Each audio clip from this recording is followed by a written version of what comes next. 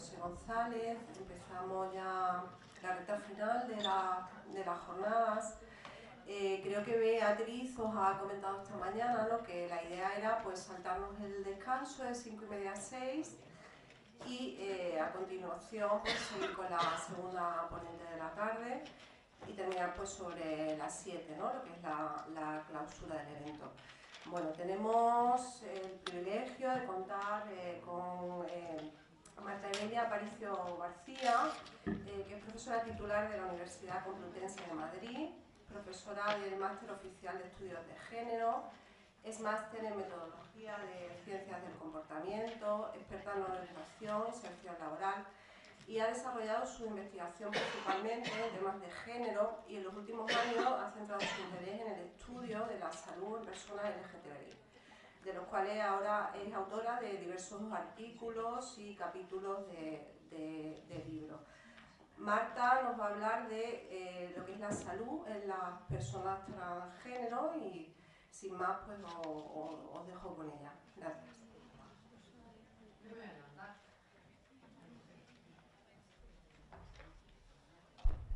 Así se oye, ¿no?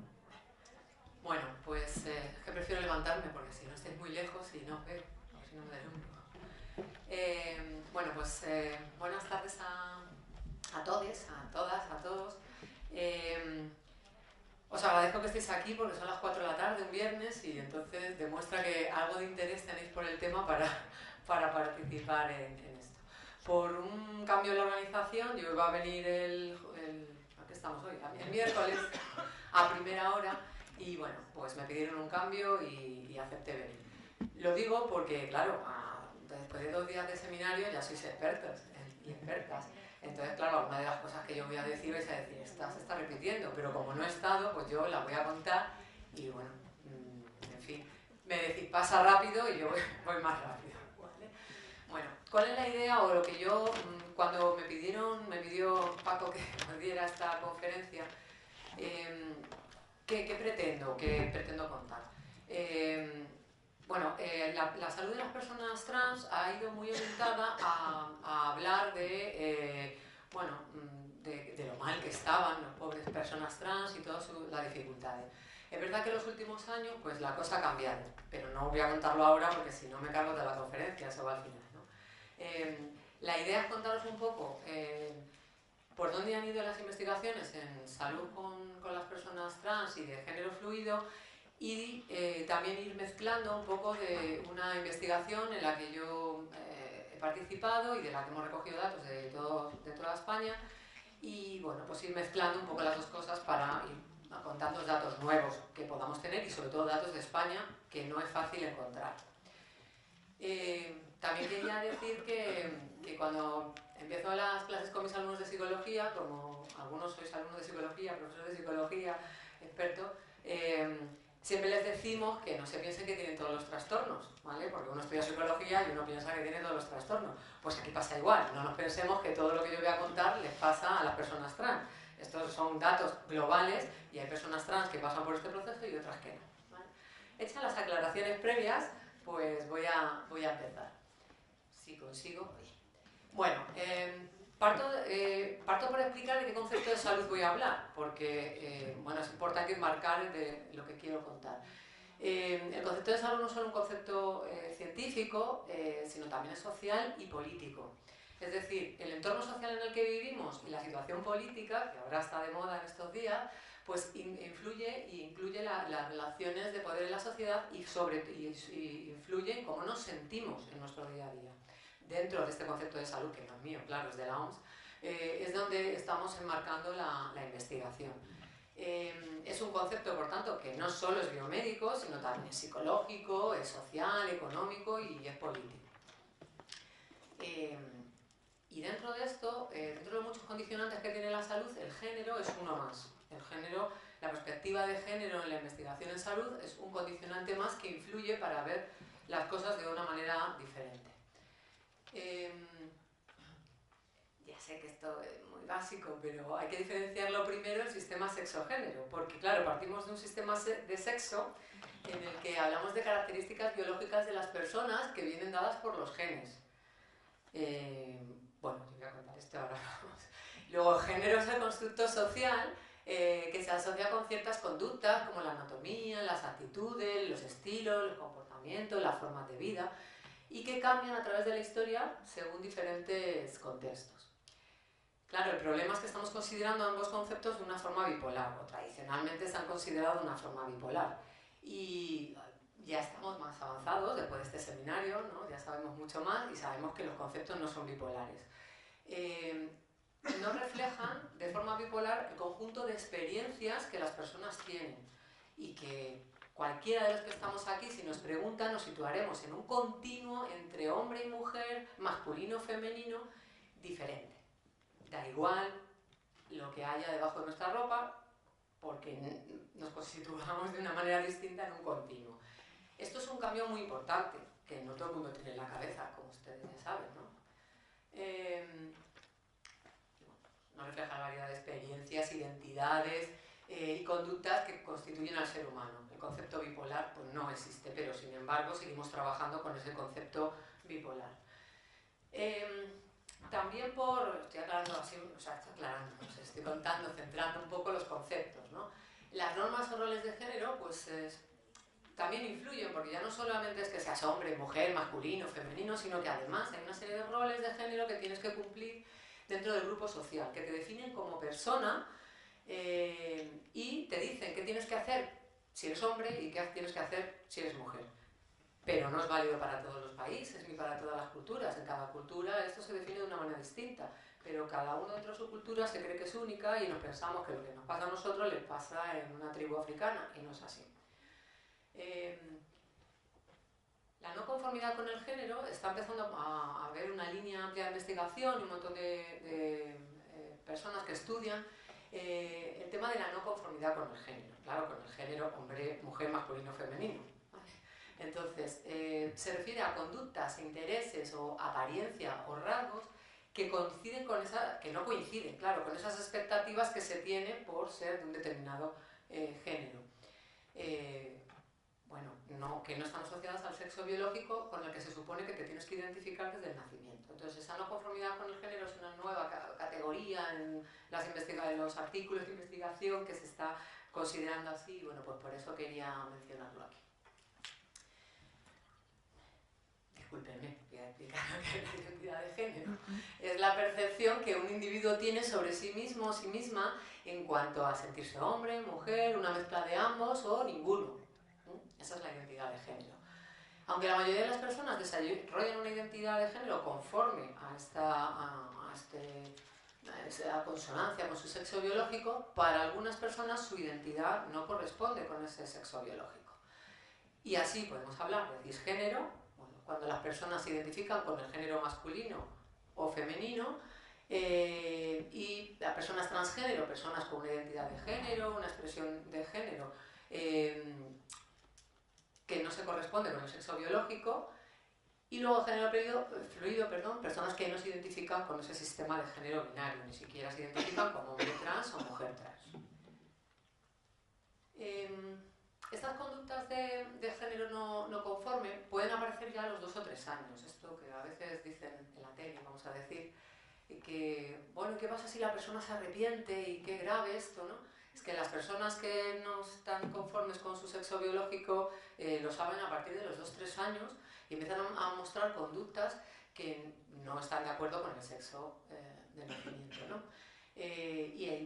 Haciendo que tanto la familia, la sociedad, intenten fijar sus conductas a lo que se supone que es normal. Entonces le empiezan a decir que eso no se hace porque es de niñas o que eso no se hace porque es de niños y entonces empiezan a intentar ajustar a esta persona a los roles de género, a las conductas de género que se supone que son las apropiadas. ¿Qué ocurre? Que cuando toda la sociedad te empieza a decir que eso que tú haces no es normal, pues algunas personas prescinden de esa identidad que tienen e intentan pasar desapercibidas en la sociedad en un sexo biológico que no les corresponde en su cabeza, ¿no? Las identidades trans tienen a lo largo de su desarrollo, las personas trans tienen que integrar a lo largo de su desarrollo una identidad de género compleja, con sus características personales, circunstancias familiares y características culturales.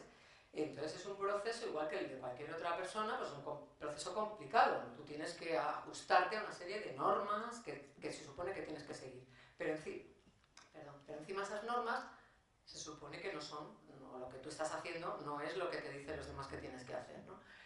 De alguna forma deben reconciliar su identidad de género con las expectativas de género relacionadas con el sexo biológico, teniendo en cuenta que su identidad no es algo binario, en algunos casos, ¿vale? Las personas trans, como todos sabéis también, no tienen por qué hacer un proceso de transición. Algunas lo hacen y otras no. Por lo tanto, el salgan o no salgan del armario, es decir, hagan el proceso de transición o no, tienen riesgos de salud.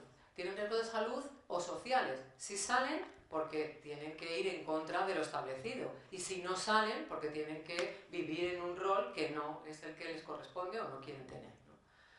Esto tiene unas consecuencias psicosociales que incluyen, o podrían incluir, depresión, ira, ansiedad e ideación suicida. Bueno, lo primero, como aquí hay psicólogos clínicos, pues lo que hay que hacer, deberíamos tener unas pautas de atención a la transición que podrían ir desde una evaluación por parte de un profesional de salud mental. Ahora hablamos de esto. Una terapia hormonal, si fuera la decisión y el interés de la persona trans. Tener experiencia de vida viviendo en el género deseado de 1 año antes de iniciar el proceso de transición y bueno, pues que no todas las personas trans pues eligen una terapia de reasignación sexual. Algunos cambian simplemente bueno, digamos de vestuario, es que tampoco es de vestuario, cada uno se viste como quiere, pero bueno, digamos que hay un amplio rango de conductas o comportamientos o de transición entre un mínimo, simplemente solo cambian de ropa, o una reconstrucción completa de una reasignación sexual.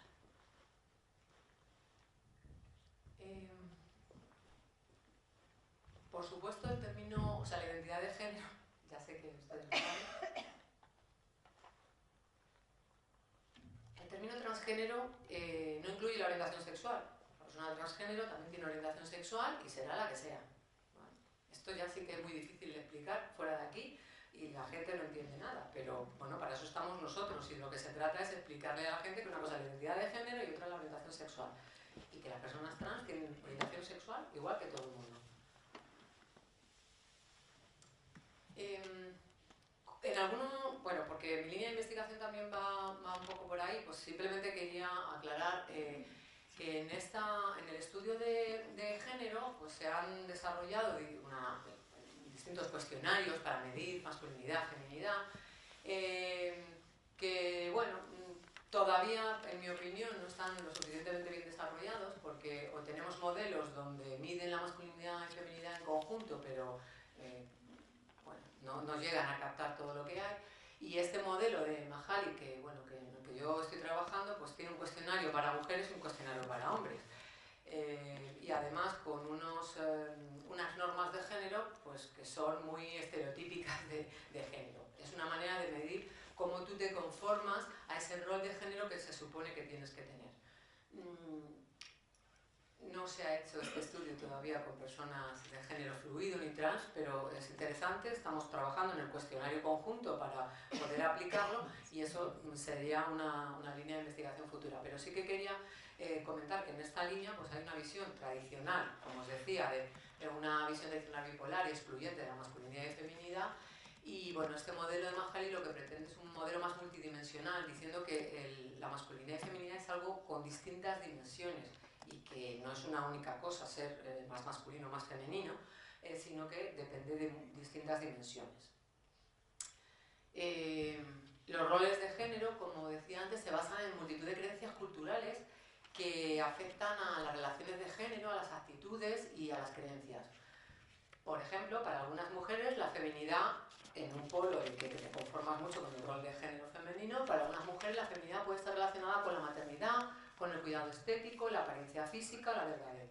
Y desde luego, pues para otras mujeres que también son femeninas no se conforman tanto con ese género puntúan alto en esas escalas que miden la feminidad, ¿no? Y para algunos hombres la masculinidad puede estar relacionada pues, con controlar sus emociones, con ser independientes, tener poder sobre las mujeres, asumir riesgos, etc. De hecho, este cuestionario hasta tiene una escala que es desdén por la homosexualidad. Esto se supone que es un rasgo de la masculinidad, según Mahari, autor americano, que los hombres que tienen desdén por la homosexualidad pues son más masculinos.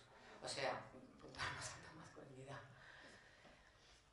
Bueno, hay dos cuestionarios, el CFNI y el CMNI, y bueno, pues simplemente para que lo supiera. La investigación en la cual voy metiendo datos de por medio es una investigación que recogimos datos junto con Isidro García Nieto, que alguno le conocerá, y intentábamos obtener datos de jóvenes españoles y visibilización de la situación de las personas LGTB. Entonces hicimos un cuestionario midiendo las mismas preguntas para personas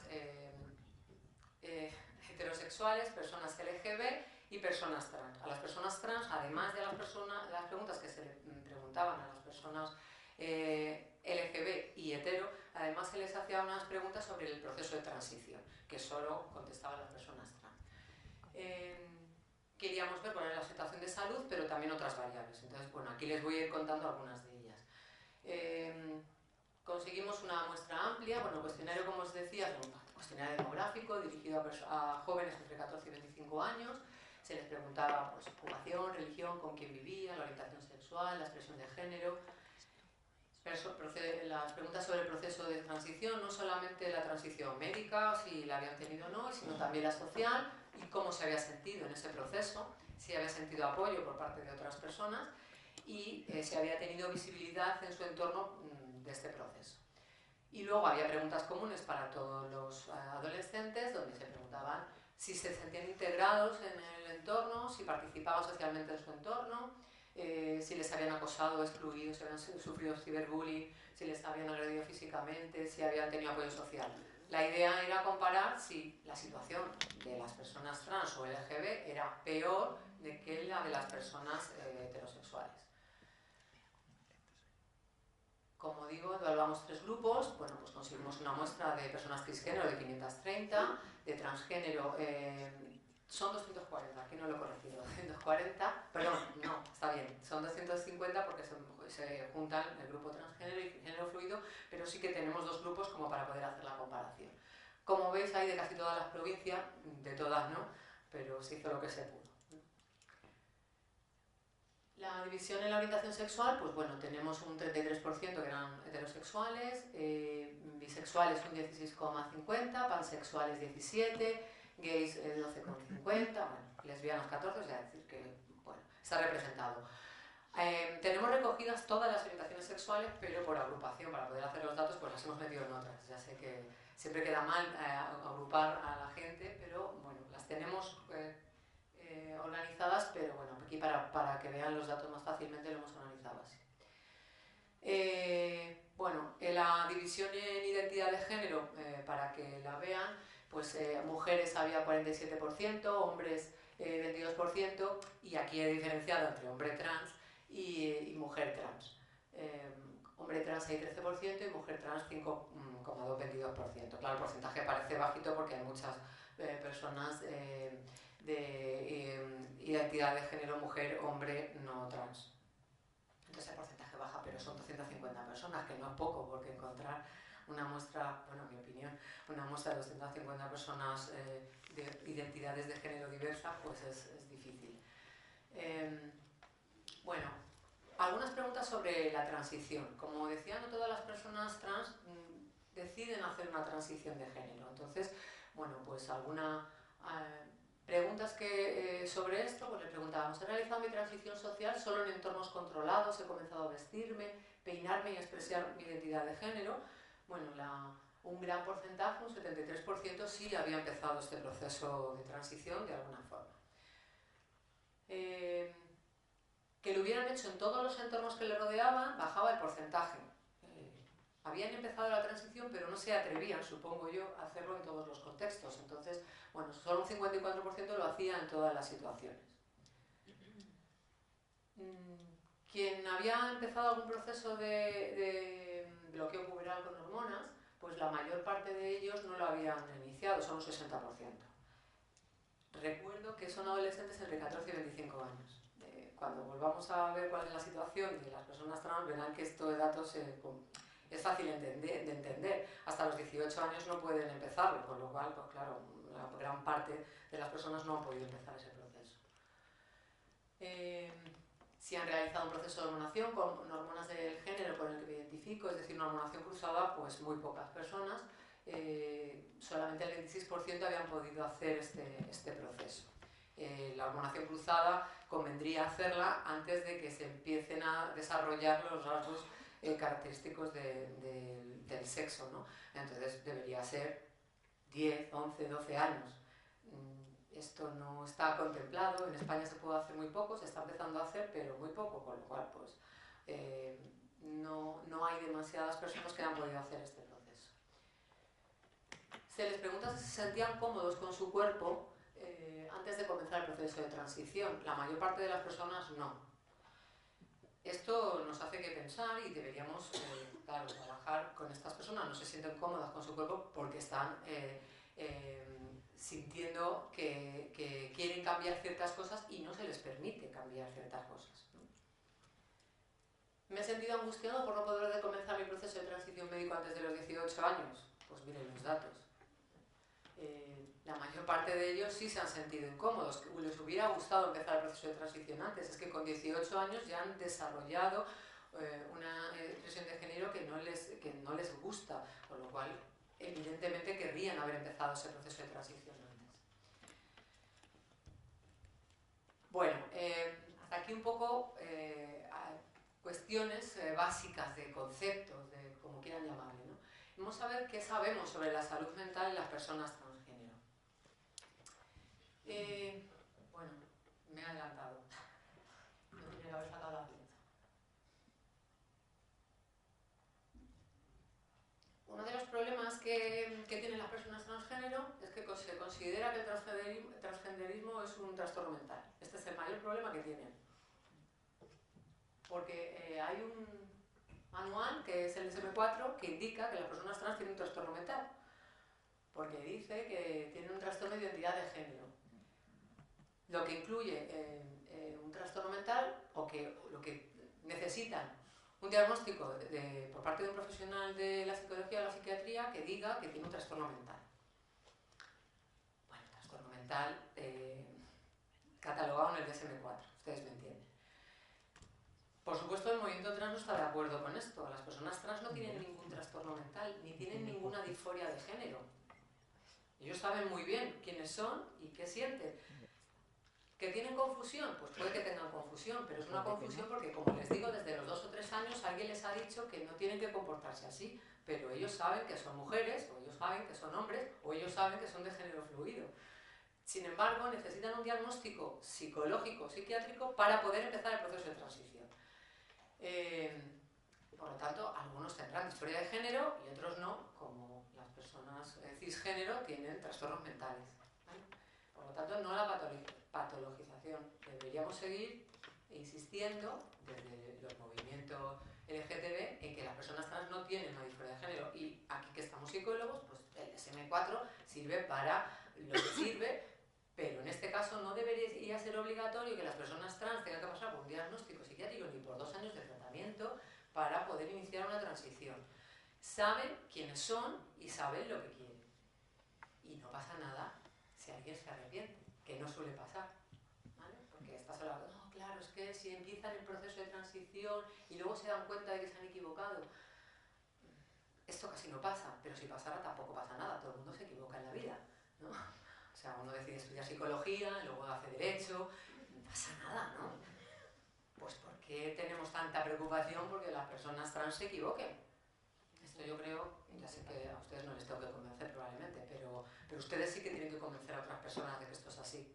Entonces, insistamos por favor en esto, que no pasa nada, que cada uno tiene que vivir en la identidad y en la expresión de género que quiera vivir. Y si decide otra cosa en otro momento, pues fenomenal, que cambie a donde quiera cambiar.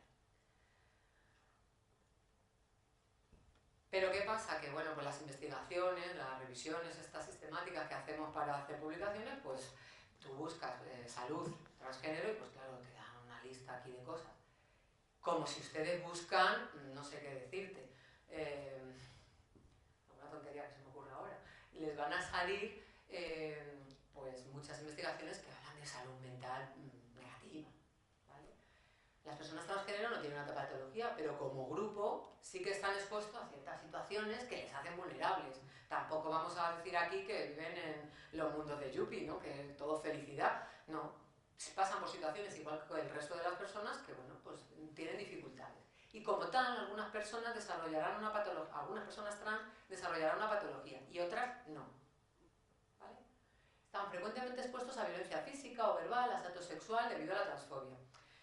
A ver, estoy siendo un poco, no sé cómo decirlo, radical en este sentido, porque una cosa es que luchemos por despatologizar, etcétera, etcétera, y que digamos que la situación es negativa, que es lo que tenemos que decir, es decir, hay transfobia y van por la calle y les insultan o les golpean, eso es así, pero no todas las personas trans van a tener un trastorno por esto, es decir, algunas personas trans tendrán un problema y otras no, ¿vale? Que es lo que quiero, no sé si lo voy a dejar lo suficientemente claro, pero esta es un poco mi posición. Después de todo lo que he visto, he trabajado, he investigado, he leído, ¿no? Es un poco mi conclusión. Que las investigaciones van por, pobrecito, qué mal, violencia física, tal, sí, y eso afecta a la salud, seguro, pero hay otras cosas positivas. Bueno, voy a seguir, es que me voy adelantando, quiero llegar al final y me voy adelantando. Bueno, estar en situación permanente de estigmatización por esa heteronormatividad, vivimos en una situación que tiene que ser todo el mundo igual, y si el que se salga del patrón, pues ya es el raro, el distinto. Entonces, viviendo en esa heteronormatividad que todos tenemos que hacer lo mismo, pues evidentemente quien se sale del tiesto, pues tiene algunas dificultades. Y hay homofobia, y esto no lo podemos negar. Solamente hay que ver la tele, internet, Twitter, ¿no? Y siempre hay, se ven estas situaciones. El otro día, bueno, pues un padre le estaba premiando de alguna manera que su hija fuera homófoba, porque tenía compañeros en el colegio que eran gays y entonces la niña decía que no le gustaban y el padre le decía que claro que muy bien, que cómo le iban a gustar las personas gays. Pues hombre, que todavía hay un padre hoy en día con una niña pequeña le diga a su hija que no se tiene que juntar con personas LGBT, pues es un poco triste. Con lo cual yo tendré que seguir contando esto y ustedes también en todos los sitios y que les escuchen porque, en fin, me voy del tema a veces, pero vuelvo. La homofobia aumenta, claro, el riesgo de depresión. Obviamente, si tú sales a la calle y alguien te puede agredir, insultar, te dejan de lado en el colegio, pues esto aumenta situación de tristeza, hay más riesgos de suicidio, hay mayor ansiedad, puede haber mayor nivel de adicciones y de consumo de sustancias, ¿no? Y esto, como no me lo he inventado yo y son estudios hasta del 2016, de antes de ayer, pues se lo pongo aquí. Son datos que van a encontrar sistemáticamente en las revisiones sistemáticas que hagan, ¿no?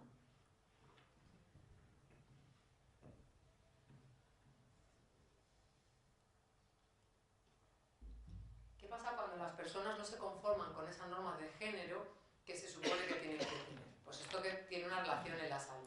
Pues las personas que tienen una orientación sexual dirigida hacia personas de su mismo sexo son menos conformes con su rol de género. Estos son datos de la investigación que dice, efectivamente, si usted no se conforma usted no tiene sexo con personas de otro sexo, pues entonces usted normalmente se conforma menos con el rol de género que se supone que tiene que tener. Esto es unos estudios de Lipa y de Rieger en 2008 y 2012. Además, se encontraron que las minorías sexuales tienen tasas más altas de malestar psicológico que las personas heterosexuales, indicando mayores niveles de depresión, ansiedad, ideación suicida y abuso de sustancias. Y encontraron que las y los adolescentes no conformes con su rol de género tienen un mayor riesgo de discriminación y victimización y debido a esto aumenta el riesgo de trastornos psicológicos. Vale, pero entonces, claro, ser gay pues es malísimo, ¿no? Pues yo voy a tener depresión, ansiedad, ideación suicida, tal. No. En el estudio de Rieger y Sabin Williams decían la no conformidad con el género, o sea, no es la orientación sexual la que se relaciona con la mala salud, sino que es la no conformidad con el género. que es un paso diferente. Es decir, la no conformidad con el género se relaciona más negativamente con el bienestar que con la orientación sexual. Esto lo hemos estudiado aquí con una tesis que se leyó en septiembre de una alumna mía, en la que veíamos si la orientación sexual podía predecir distintos niveles de conformidad. Bueno, pues la orientación sexual no predecía nada. Es decir, hay personas de distintas orientaciones sexuales en los 4 grupos que les voy a contar. Es decir, la orientación sexual no se relaciona con la salud. No tienen peor salud las lesbianas que los gays, que los pansexuales, que los heteros, ¿vale? O al revés, me escribo como quiera. Son los diferentes perfiles de la conformidad con las normas de género, medido por el cuestionario que antes les he contado, los que se relacionaban con la salud. He de decir que he hablado de gays, pero este grupo era solo de mujeres, disculpadme, ¿eh? Solo eran mujeres lesbianas y mujeres bisexuales y mujeres heterosexuales, ¿vale? Entonces la variable orientación sexual no discrimina entre los grupos de salud. Y había 4 grupos de mujeres.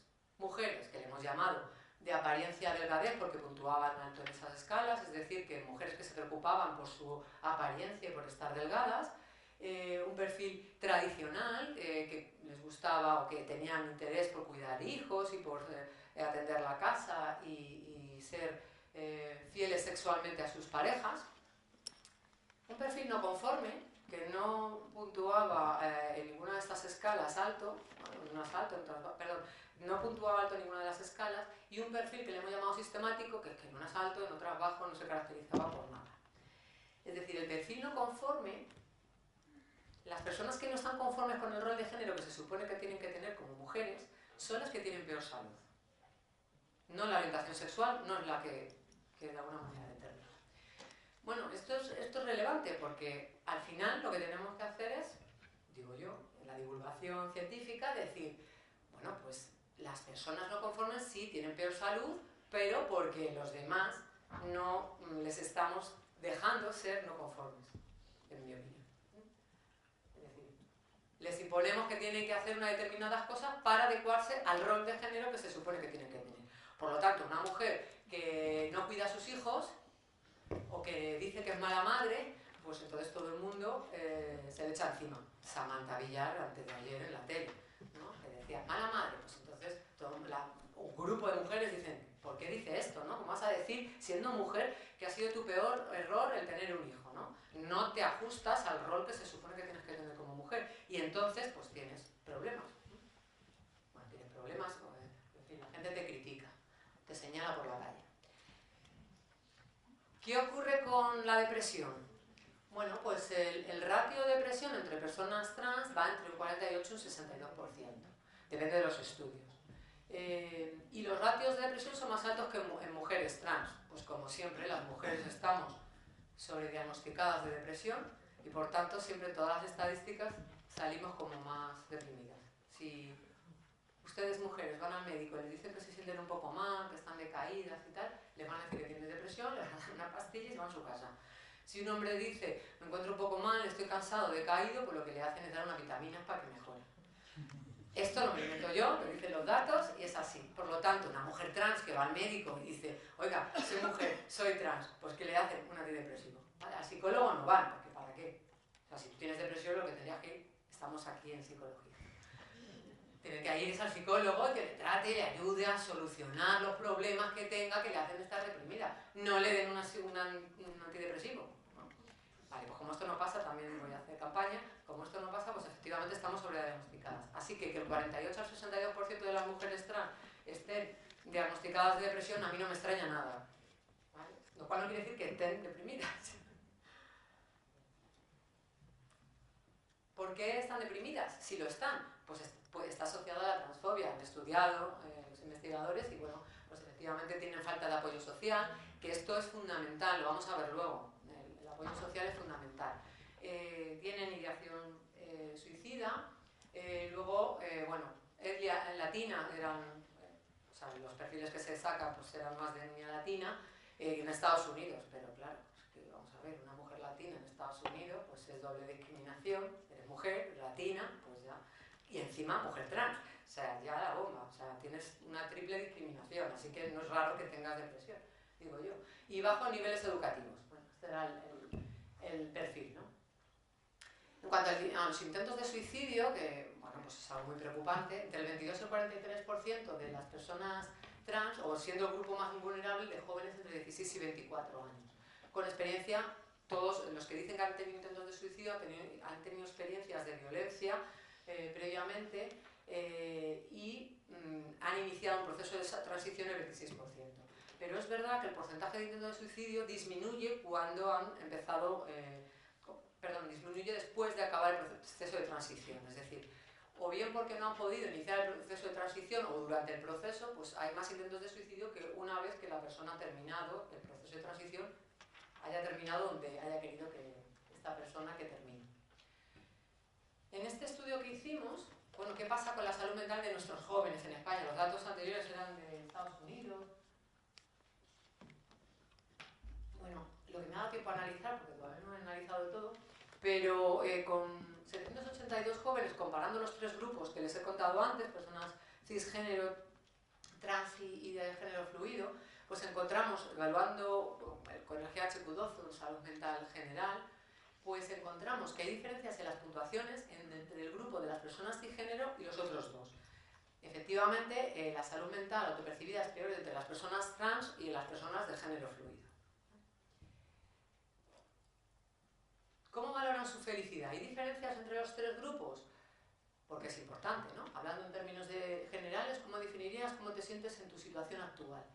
Las personas cisgénero, como es un estudio de frecuencias, pues suena un poco raro, pero están ahí así los datos. Las personas cisgénero casi siempre dicen que se sienten felices, ¿vale? Se sienten más felices. Lo del nunca es que...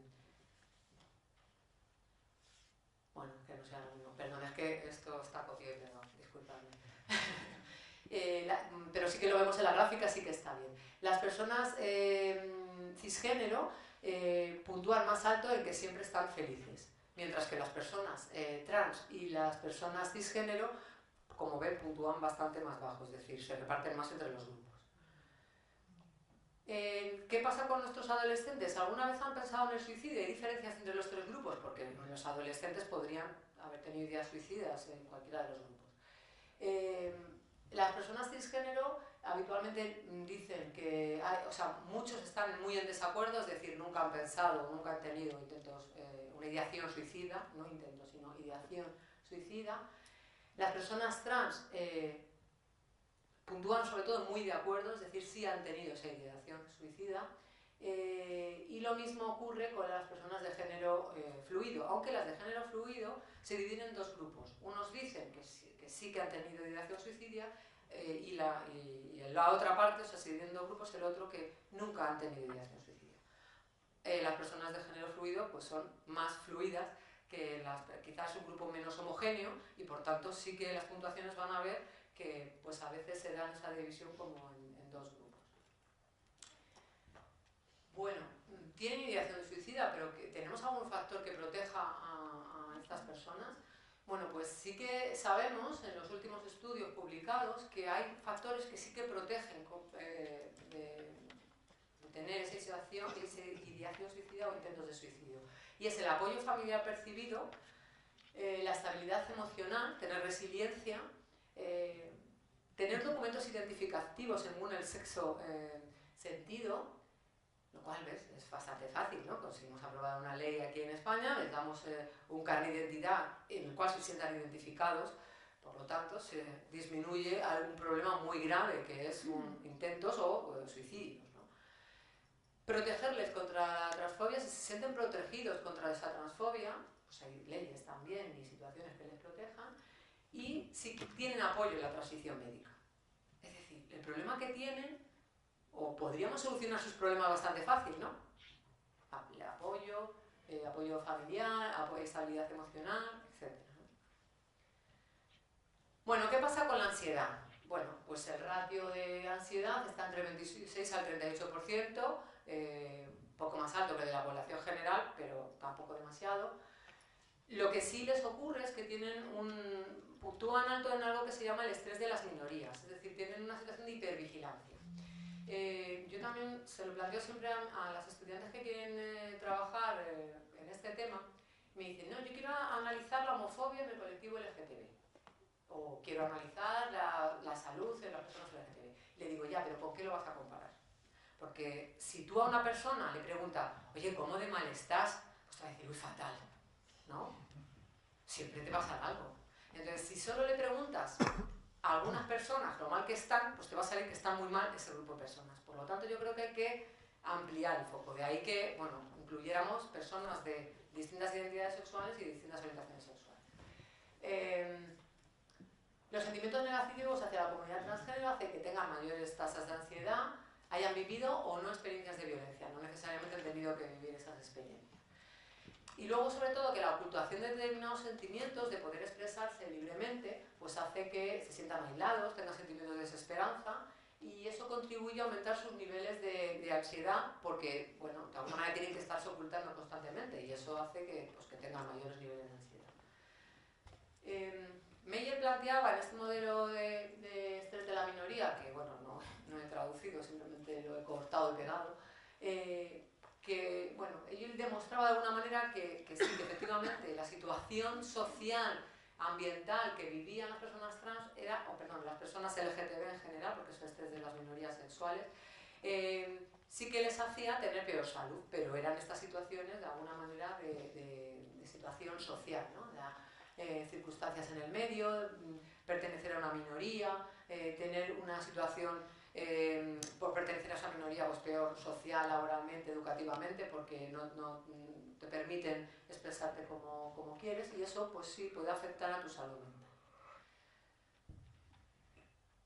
Bueno, hemos hablado de salud mental, pero también es importante analizar la salud física y el estilo de vida.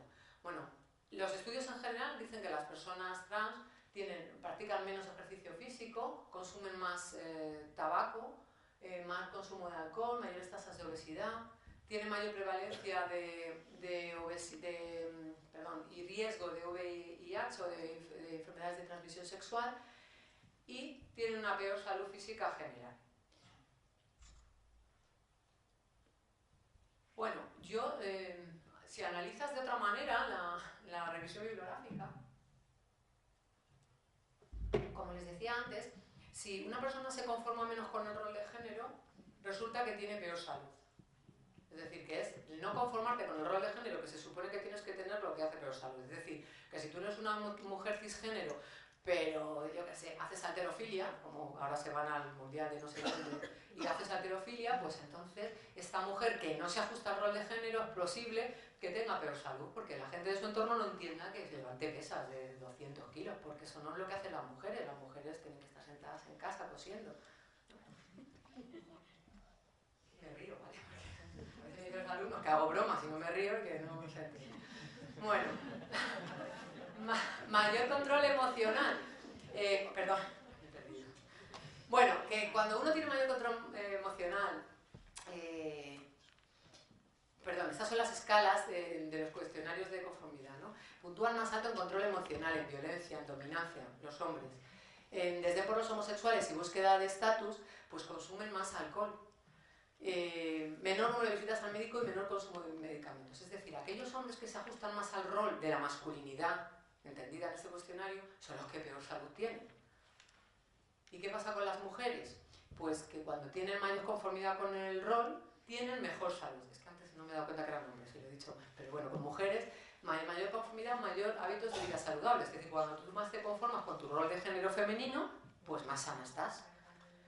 Porque ir en contra del rol de género es lo que te causa problemas, ¿vale? En enfermeras, cuidadoras, mujeres víctimas de violencia, mujeres con problemas de fertilidad, es decir, distintas tesis que han salido del grupo de investigación de estilo psicológico, género y salud, en el que participo en la Complutense, pues sale que efectivamente son en distintos grupos que tienen una mayor conformidad con el género, pues puntúan alto, cuidar niños, o sea, que les interesa cuidar niños y que son más fieles sexualmente. Es decir, las mujeres que se ajustan al rol de género, pues tienen una mejor salud. ¿Cómo es la salud de las personas transgénero? Como les digo, no lo he podido aplicar todavía con este cuestionario, pero los datos del IPA del 2001, pues dicen que male to female, es decir, las mujeres trans puntúan de forma similar a los hombres gay, en altas puntuaciones en feminidad. Y las female to male, es decir, los hombres trans, son más masculinos que las mujeres lesbianas. No sé si estos datos van a ningún sitio, pero bueno, son los que se tienen sobre la conformidad. Lo que sí se sabe es que son más vulnerables a presentar malestar psicológico, a mayores tasas de depresión y ansiedad, mayor riesgo de suicidio y peores indicadores de salud física. ¿Qué ocurre con el consumo de sustancias? Pues que el consumo se relaciona con sentimientos. Las personas que consumen más tasas de alcohol, de drogas, de tabaco, pues se suele asociar con sentimientos negativos por su situación, con recuerdos negativos de situaciones de violencia o malas condiciones económicas y laborales. Otras personas utilizan el consumo de sustancias para relacionarse con otras personas. Y es verdad que, bueno, en algunas investigaciones lo que se dicen es que las personas de las minorías sexuales, pues para encontrar personas en su misma situación de la minoría sexual, pues que van a sitios que son bares y entonces pues por eso tienen que consumir drogas. Hombre, hoy en día la situación no es esta exactamente, ¿no? Pero bueno, algunos estudios pues planteaban que era un poco el estilo de vida el que hacía que estas personas consumieran más alcohol, drogas, etc. Se informa de hasta un 34% de tasa de abuso de hormonas, es decir, autohormonación o compra de hormonas en sistemas que están fuera de los sistemas de salud. Bueno, en nuestro estudio hay diferencias entre los adolescentes españoles de los tres grupos. ¿Has bebido en las últimas 2 semanas alguna bebida alcohólica? Pues los cis sí y los trans no. Y los de género fluido, pues unos sí y otros no. Como les he dicho antes, pues hacen lo que quieren. O sea, unos sí y otros no.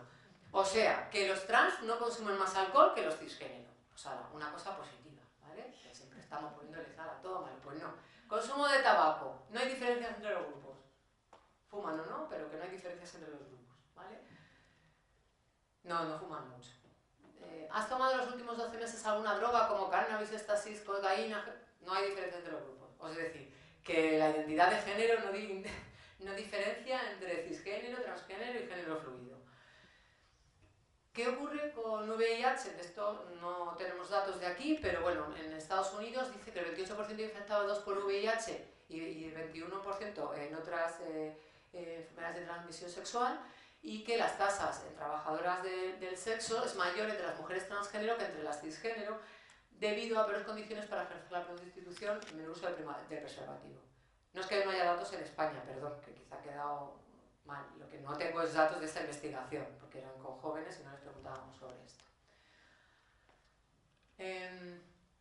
Bueno, práctica de deporte. El practicar un deporte se supone que es un indicador de buena salud. Los cisgénero no muy a menudo practican deporte, mientras que los transgénero hacen deporte muy a menudo y, bueno, otros no muy a menudo, es decir, se dividen en 2 grupos en este caso. Y los de género fluido nunca y algunas veces. Así que las personas trans hacen más ejercicio que las personas cisgénero y de género fluido. ¿Qué ocurre con la imagen corporal? Bueno, pues como he dicho antes, pues algunas personas trans antes o después del proceso de transición pueden sufrir alguna disforia de género, pero pueden experimentar alguna disforia sobre sus características primarias y secundarias que sean incongruentes con su identidad de género. Muchas personas trans, algunas, tienen dificultad para aceptar partes de su cuerpo que les alejan de esa identidad, pues debido, como he dicho antes, a la presión social sobre las características masculinas o femeninas, que tienen que estar aparentemente muy diferenciadas, pero luego yo vengo con pantalones, se supone que tendría que venir con falda, ¿no? Pero bueno, se supone que tenemos que vestir de una serie de formas y cuando te sales de ahí, pues ya está mal, ¿no? Los tratamientos hormonales pueden hacer que ganen peso, lo que les lleva a aumentar el riesgo de trastornos de la alimentación. Como les decía antes, he sentido angustia al pensar en cómo sería mi cuerpo, mi imagen una vez terminado el proceso de transición. Más de la mitad, o sea, aproximadamente la mitad no han sentido angustia, como se sentirán al finalizar el proceso, pero bueno, sí que hay un 36% que sienten esa angustia. Pues oye, a lo mejor sí que necesitan un acompañamiento para iniciar el proceso o simplemente poder iniciar el proceso, porque tampoco aquí he diferenciado en qué parte desde el proceso de transición está, ¿no? Por tanto, las personas trans tienen algún problema de salud añadido simplemente porque dices soy trans y ya te cae ahí un problema de salud. No. La mayor parte de los estudios lo que acaban concluyendo es que el problema viene por esto, por la discriminación por identidad de género. Es decir, que cuando vivimos en una sociedad heterosexista donde todo tiene que ser y patriarcal, además, que tenemos que tener seguir por un mismo camino, pues como decía antes, en cuanto te mueves a la derecha o a la izquierda del camino, pues ya hay discriminación. Además, tenemos un cierto apego a los estereotipos de género, y los hombres son hombres y las mujeres las mujeres. Si no, yo siempre le digo a los alumnos, alguno puede pensar, como son más jóvenes, ¿no? Pues digo, pues empecéis pensando que yo estoy hablando de la prehistoria, ¿no? Y que esto ya no pasa. Por favor, consulten los catálogos de juguetes que hay en cualquier supermercado en estos días y verán lo que aparece ahí. Pues hay claramente un apego a los estereotipos de género. No aparece ni una sola niña jugando con cochecitos, ni un solo niño jugando con muñecas, en ningún catálogo. Con lo cual hay un apego a los estereotipos de género. Y además hay androcentrismo, que además hay una subordinación, o debería, o se plantea que tiene que ser así, una subordinación de lo femenino frente a lo masculino. No tengo que dar más datos, ¿no? Porque esto ya también lo saben ustedes. El estigma afecta, es decir, sí, hay un proceso social de culpabilización y vergüenza que conduce a pérdida de estatus y discriminación, en cuanto no estás en el grupo heterosexista heteronormativo. Tiene diferentes niveles, que pueden incluso pasar por la propia transfobia interiorizada, en la que la persona trans asume los mensajes negativos basados en expectativas sociales, puesto que el entorno tiene una serie de expectativas con respecto a mí, pues yo me siento mal saliéndome de esas expectativas sociales. Las personas cisgénero suelen mostrar actitudes negativas hacia las personas trans, lo que produce discriminación y estigma. Bueno, si ustedes le dicen que han estado en este seminario, pues le empezará a preguntar a todo el mundo, bueno, ¿y qué es eso de trans? ¿Y por qué les pasa esto? ¿No? Una cosa es que no tengan conocimiento y desconocimiento, y bueno, eso no hay ningún problema, está bien que la gente pregunte, y otra cosa es que les parezca mal. No te tiene que parecer mal lo que hacen los demás. Y si te parece mal y le discriminas o les estigmatizas, pues eso realmente ese es el problema. Esto se concreta pues, en mayor exposición a situaciones de violencia física, agresiones sexuales, insultos que el resto de la población. Y este estigma afecta incluso en las consultas médicas en las que no se les atiende adecuadamente si se le discrimina. En nuestros datos, ataques verbales y físicos en el centro de estudio, pues tenemos que las personas cisgénero puntúan sobre todo en nunca han tenido una agresión física o verbal en su centro de estudio. Las personas transgénero puntúan más en algunas veces y muy poco en el nunca, es decir, que algunas veces han sufrido esta agresión. Y las de género fluido puntúan menos en el nunca, pero en las otras categorías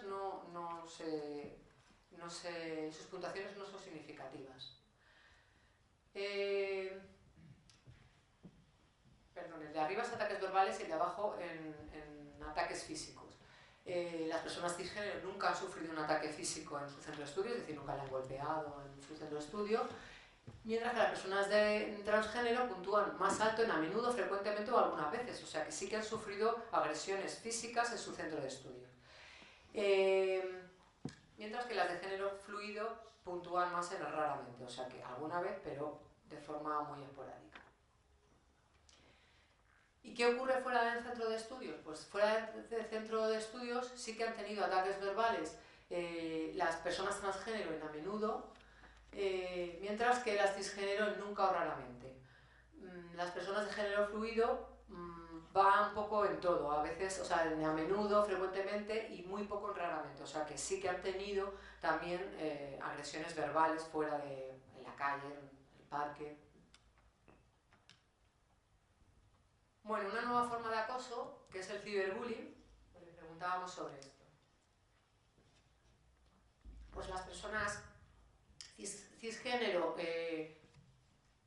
casi nunca han tenido un ataque a través de internet, y mientras que tampoco había mucha diferencia, pero sí que hay diferencias que puntúan más las transgénero en nunca y los de género fluido frecuentemente. Es decir, que las de género fluido en este caso sí han recibido más ciberbullying que los otros dos grupos.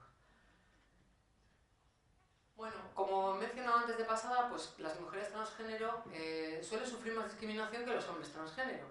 Pues de alguna manera pues, forman parte del colectivo no hombre. Entonces, pues sufren doble discriminación por ser mujeres y por ser mujeres trans.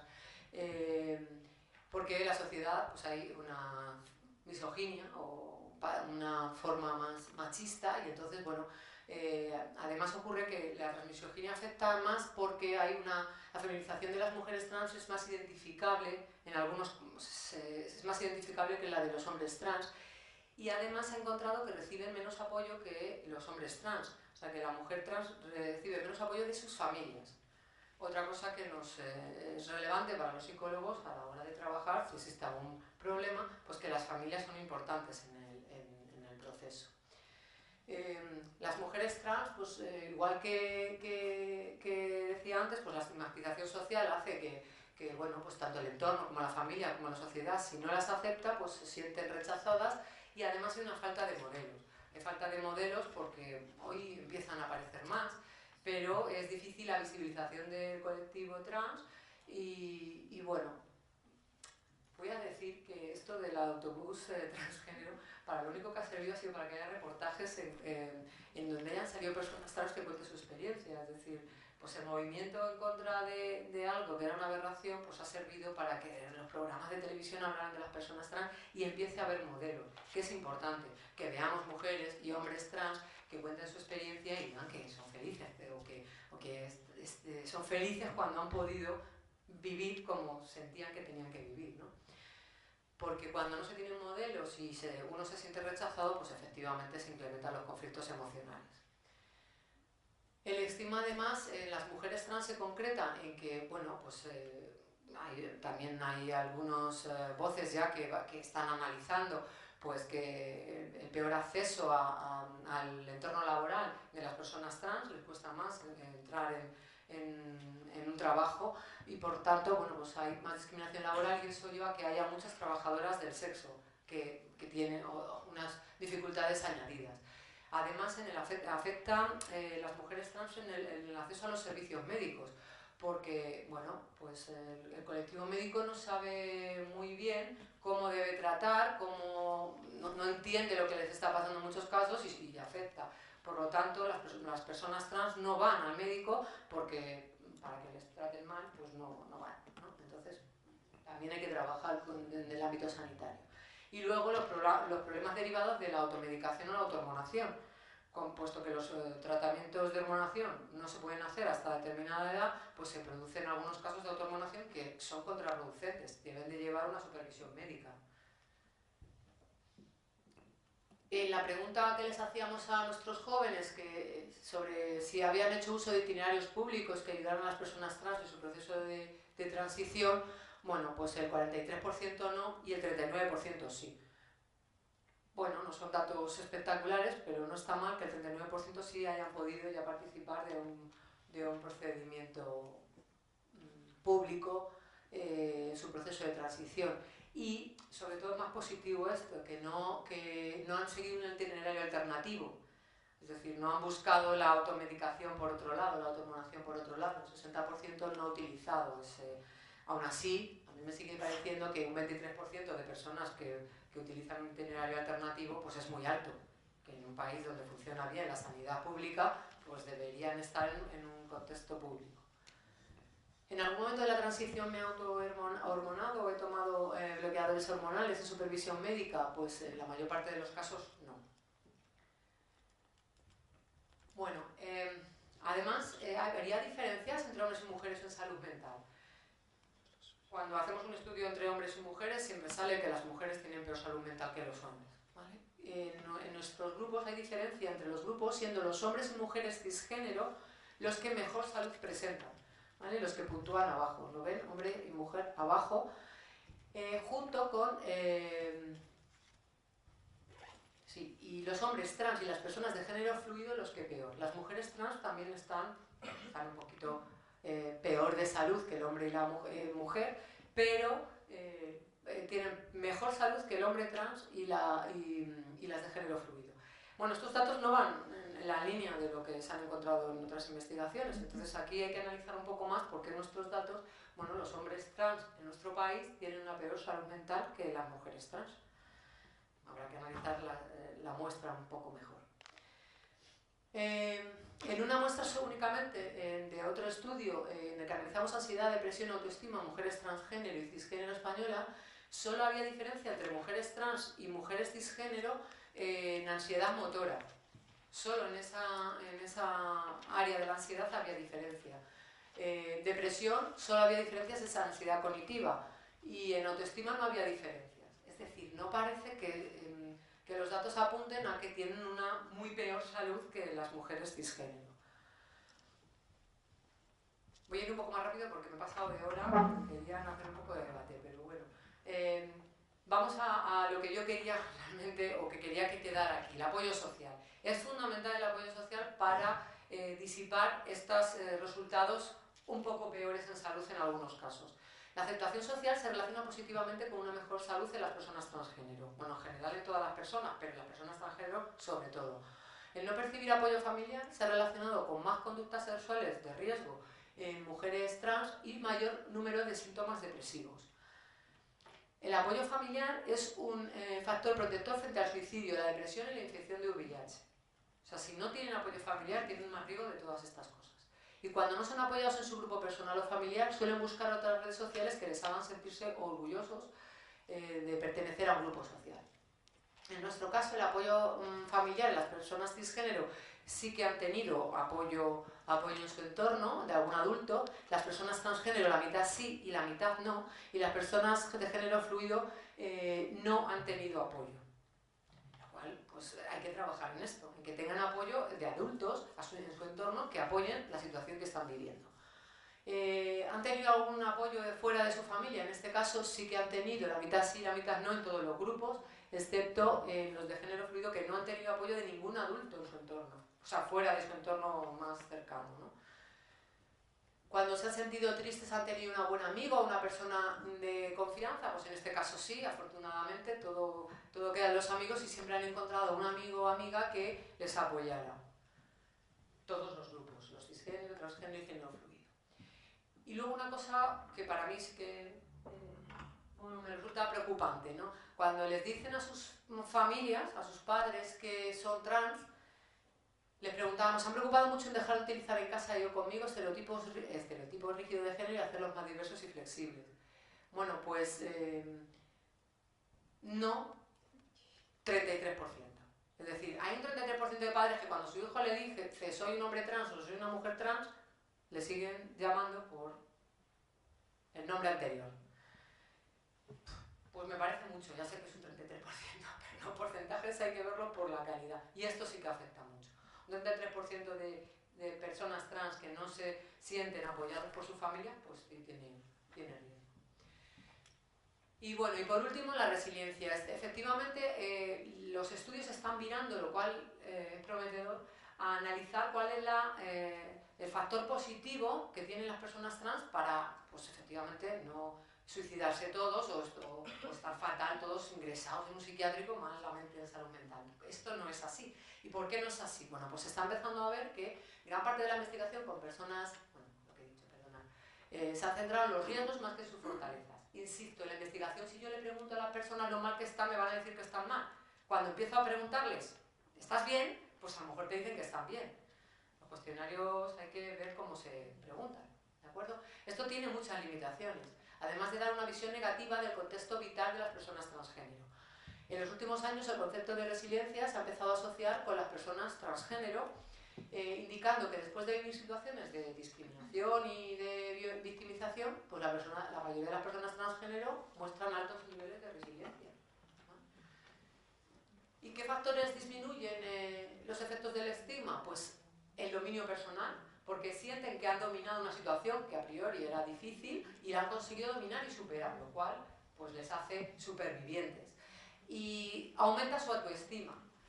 El tener autoestima previa y reforzarla después de un proceso en el que se han autosignificado, pues les hace disminuir el estigma, el efecto del estigma. Tener un afrontamiento centrado en los problemas. Bueno, pues ¿qué problema tengo? Voy a afrontar este problema en concreto, no pensar que todo es gravísimo. Y luego el activismo también ayuda, es decir, sentirse identificado con un grupo y luchar por tus derechos, pues también les ayuda a superar el estigma. Y el tener la sensación de esperanza, de que las cosas van a cambiar. Mejor, claro.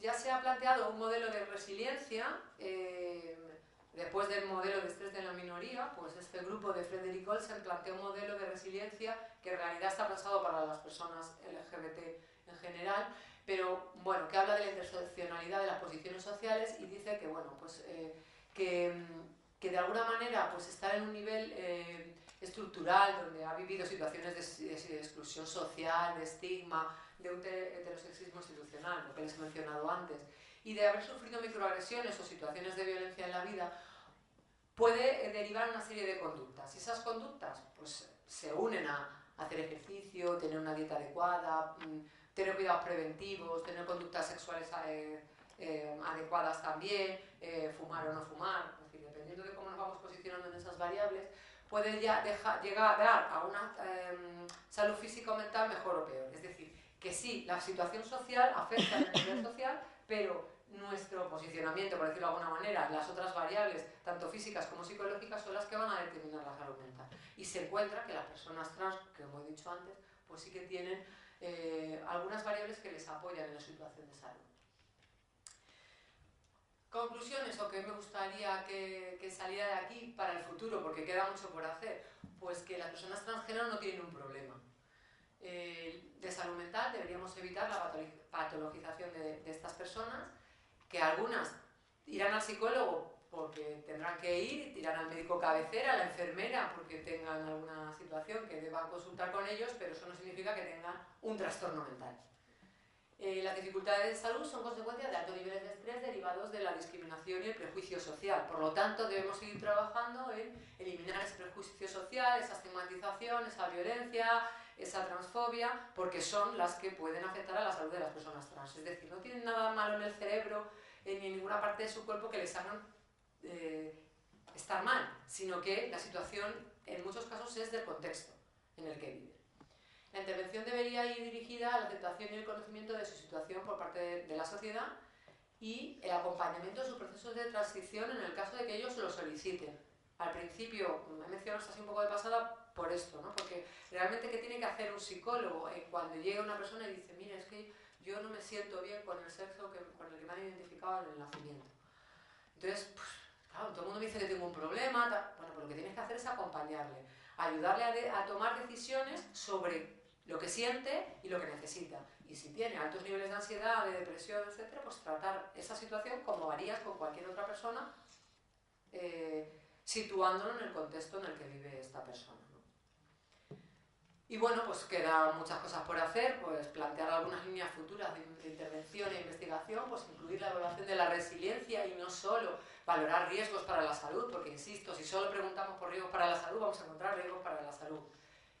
Incluir protocolos de no discriminación en las empresas por parte de las organizaciones sindicales, porque es importante que dentro del contexto laboral se integre mejor a las personas trans, incorporar a la agenda pública las situaciones de violencia que vive el colectivo y mejorar la visión que se tiene sobre las personas transgénero mediante el contacto con ellas, puesto que se ha visto que cuando tú tienes contacto con personas LGBT, con las personas que no están de acuerdo con las orientaciones sexuales e identidades de género diversas, tienen contacto con personas de orientaciones sexuales e identidades de género diversas, resulta que mejora su relación con ellas. Es esto que dice todo el mundo, ¿no? Si yo tengo amigos gays, ¿no? Pues eso, cuando tienes amigos gays, pues mejora tu percepción y además estas personas pues ven que tienen apoyo social, que es de lo que se trata. Bueno, espero no haberlos aburrido mucho y bueno, cualquier cosa que quieran preguntarme, pues voy por aquí.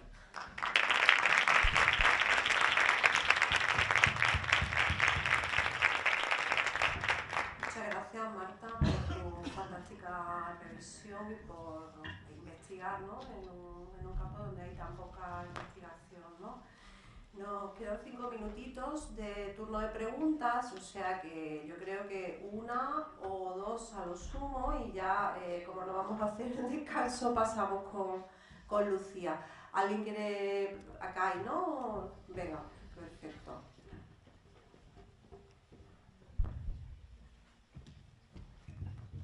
Hola, muchas gracias por la ponencia, la verdad es que ha sido muy interesante y bueno, da alegría no ver ponencias desde una perspectiva más interesante, desde una equidistancia, ¿no? Y de haciéndose preguntas reales sobre cuál es la situación de las personas trans y no preguntándose por qué estamos malitas, ¿no? Entonces, yo quería preguntarle por el tema de lo del ejercicio porque me ha llamado la atención. Este estudio está secado por género porque, no sé, me llama la atención porque sé, por ejemplo, que por parte, para los chicos trans, una parte de su transición es el hecho de ejercitarse y tal, y le prestan mucha atención a ese culto al cuerpo y tal, pero las mujeres trans igual no, no tanto en este sentido. Pues gracias por que te haya gustado la presentación, Akai. Y luego tienes toda la razón, es decir, los datos están identificados, mujer trans, hombres trans. Lo que pasa es que no me ha dado más tiempo para hacer los análisis, pero te prometo que los analizo porque de hecho, o sea, bueno, estoy intentando preparar publicaciones sobre esto y desde luego, pues como pasa siempre, tampoco se hace una investigación hombres y mujeres cisgénero, sino que se diferencia. Y en este caso la idea es diferenciar entre hombre y mujer trans porque ahí va... Yo intuyo que va a pasar un poco lo mismo que pasa con hombres y mujeres. Es decir, que las mujeres hacen menos ejercicio físico que los hombres. Y efectivamente, esto lo tengo que analizar, porque no lo he hecho, pero vamos, están los datos diferenciados y lo analizaré, porque siempre las mujeres realizan menos ejercicio que los hombres.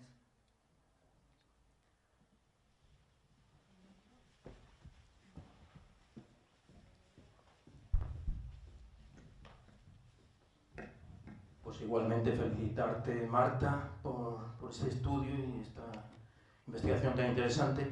Y hay una cuestión que no sé, me imagino que probablemente la habéis considerado, pero bueno, a mí no me ha quedado suficientemente clara o profunda. En esta muestra de jóvenes de 14 a 25 años, yo creo muy interesante el tema de cómo se ha seleccionado la muestra en cuanto sobre todo el tema del ámbito bueno, geográfico, no digo geográfico, más o menos en las provincias que hayáis podido, sino hay mucha diferencia en el entorno urbano o rural, dentro de la ciudad, incluso depende de qué barrio, y además muy relacionado con el contexto cultural, claro, dependiendo del contexto familiar sociocultural, pues también puede haber mucha variabilidad en cuanto secundariamente a la actitud, pensamiento, respuesta, etcétera, etcétera.